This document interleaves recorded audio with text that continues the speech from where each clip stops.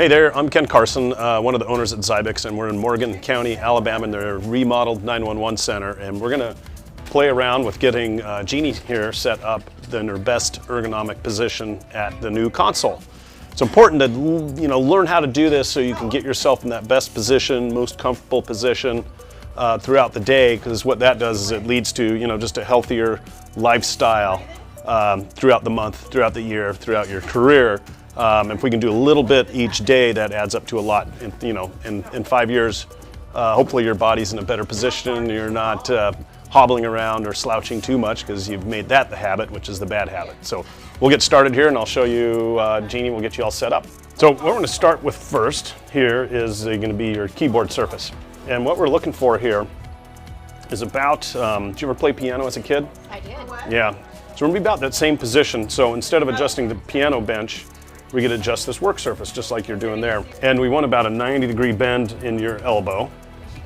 And yep, that's looking pretty good to the keyboard itself, not just to the surface, but to the keyboard itself.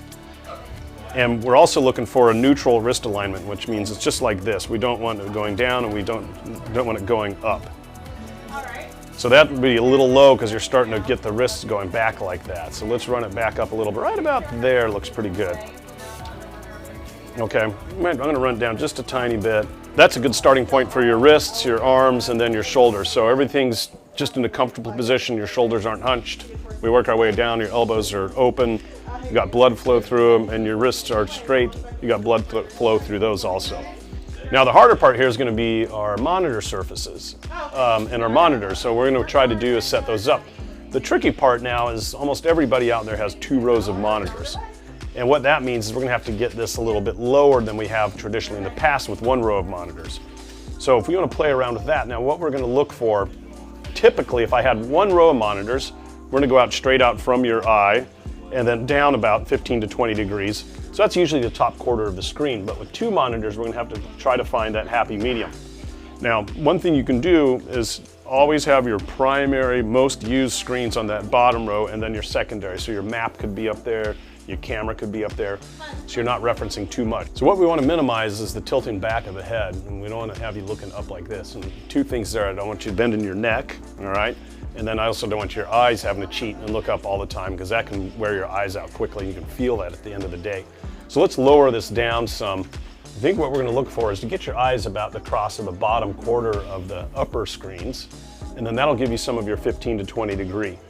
Now that 15 to 20 degree comes up because that's our natural vision line when we're just walking around. That's where our eyes automatically fall. So we want that. That's what God designed us for, so we want them to be in the most comfortable position there. So looking here, I think we're looking pretty good. I'm going to lower these down just a little more. Now this is a nice thing about the dual surface station versus a single surface station. It does have better ergonomics, and we can get these lower than we can on a traditional single surface station.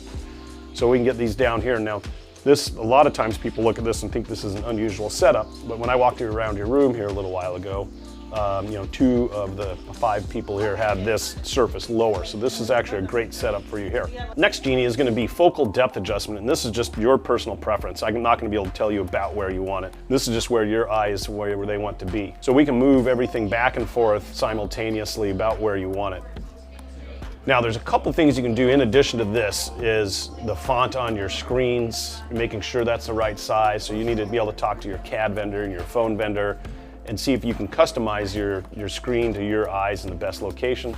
Another nice thing is to have glasses made just for work, for this distance.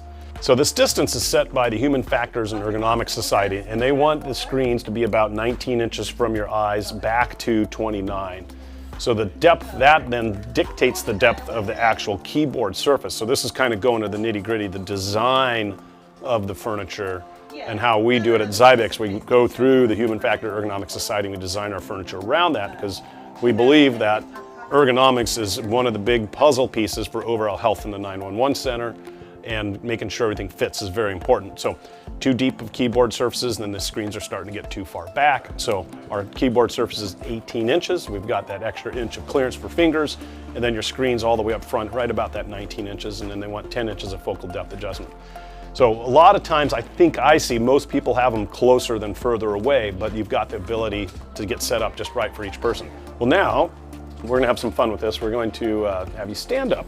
Very similar setup to sitting. And the important part here of the standing is that you've got the ability to go up high enough with the actual mechanism and the surface itself. So we've got you here pretty close to where you before. And then the same thing, I'm gonna lower this down just a little bit. So what we're gonna do is look and see where our numbers are, 97 and 103, and we have your similar settings for the sitting position. And then you can just write those down somewhere, memorize them. Dispatchers are great at memorizing stuff, especially numbers. And then you can get yourself set up time after time in that best correct position. So we're gonna talk about the reclining position, which actually is not in the Human Factors and Ergonomic Society, but it is in reality, especially in a 24/7 center like this. We know people like to kind of stretch out a little bit. The taller people, like over there, they need room to have their legs. So we've got plenty of leg room underneath here.